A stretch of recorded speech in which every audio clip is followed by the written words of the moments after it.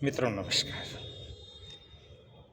मैं KN Sharma KNS का motivational channel में आपका हार्दिक स्वागत करता हूँ। आज भक्ति और भरोसा इस बात को लेकर हम इस पर चर्चा करेंगे कि भक्ति और भरोसा भगवान पर इतना हो कि संकट में हम हों और चिंता उस भगवान को।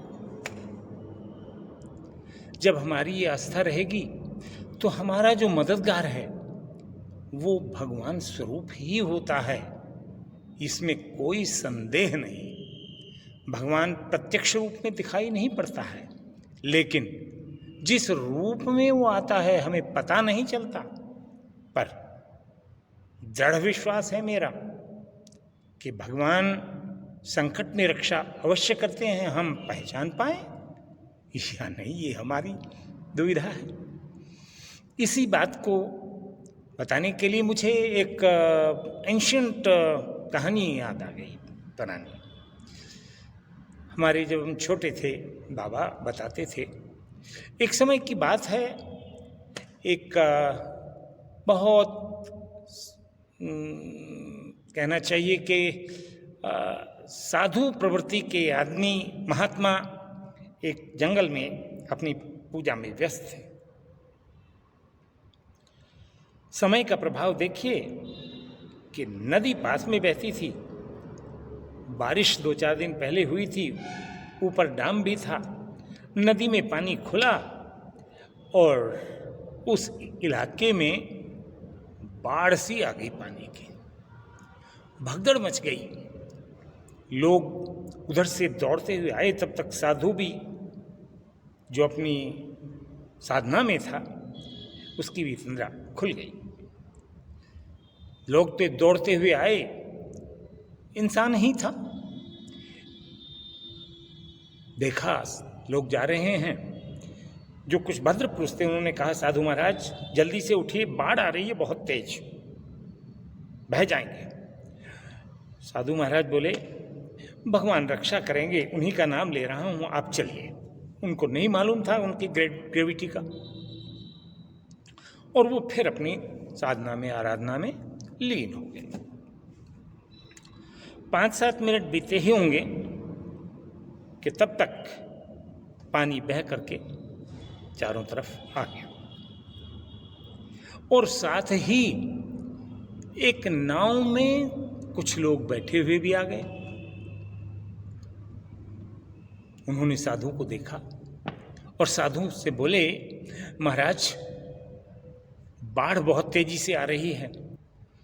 साधु महाराज बोले, मित्रों आप चलिए, मैं भगवान के नाम में लीन हूं, भगवान मेरी रक्षा करेंगे। बहुत अच्छा, प्राण सबको प्यारे होते हैं। नाव लेकर वो निकल गए। धीरे धीरे धीरे धीरे पानी बढ़ता रहा और साधु के गले तक पहुंच गया। साधु एक वृक्ष के नीचे थे, उस वृक्ष के ऊपर चढ़ गए। जान तो सबको प्यारी होती ही है, लेकिन उनका पक्का विचार था कि भगवान मेरी रक्षा जरूर करेंगे। तब तक दिखाई पड़ा ऊपर एक हेलीकॉप्टर मंडरा रहा है, और उसने ऊपर से उड़ते हुए एक रस्सी साधु महाराज की तरफ फेंकी और ऊपर से आवाज दी, महाराज जी आ जाइए। महाराज जी ने कहा, आप जाइए, भगवान मेरी रक्षा करेंगे। और इतना कहते कहते वो वृक्ष उखड़कर पानी में गिर पड़ा। नतीजा ये हुआ कि साधु महाराज भी पानी में गिर गए। तैरना नहीं जानते थे, अंत तो गत्वा उनका शरीर वहीं पूरा हो गया। चूंकि भगवान के भक्त थे, जब भगवान के दरबार में पहुंचे तो अपनी शिकायती लहजे में साधु महाराज ने कहा, भगवान मैं तो आपकी साधना करते करते इतना लीन था कि न मुझे बाढ़ का पता लगा, और जो मेरे पास आए उन्होंने कहा भी कि भाई चलो, तो मैं इस भाव में था कि आप मेरी रक्षा करेंगे, आपने मुझे बचाया क्यों नहीं। दरबार में उत्तर मिला, बोले आप ज्ञानी पुरुष हैं लेकिन विश्वास नहीं करते हैं। मैं ही आपकी रक्षा के लिए 3 बार गया, एक बार उन लोगों के वेश में, एक बार उन लोगों के वेश में जो नाव में थे, और एक बार उस वेश में जब ऊपर हेलीकॉप्टर मंडरा रहा था। आप अपने इस अहंकार में कि मैं तो भक्त हूं, मेरी रक्षा भगवान करेंगे। भगवान किसी न किसी रूप में ही तो जाते हैं। साधु महाराज ने कहा, वास्तव में बात सही है, मैं अज्ञानतावश उस चीज को पहचान नहीं पाया, मेरे उस अपराध को क्षमा करें। ये कहानी इसलिए सुनाई कि आपका विश्वास भगवान में होना अनिवार्य है, आवश्यक है। रक्षा वही करते हैं, लेकिन साथ ही साथ आपका कर्तव्य भी बनता है कि उन अवसरों को देखें और ये सोचें कि ये भी भगवान के हैं। बात देखिए उस क्रम की होनी चाहिए कि एक सज्जन थे, उन्होंने कहा भाई कर्म का फल जरूर मिलेगा, मिलता है। उन्होंने कहा भाग्यम फलति सर्वत्र न च विद्या न च पौरुषम। भाग्य के भरोसे।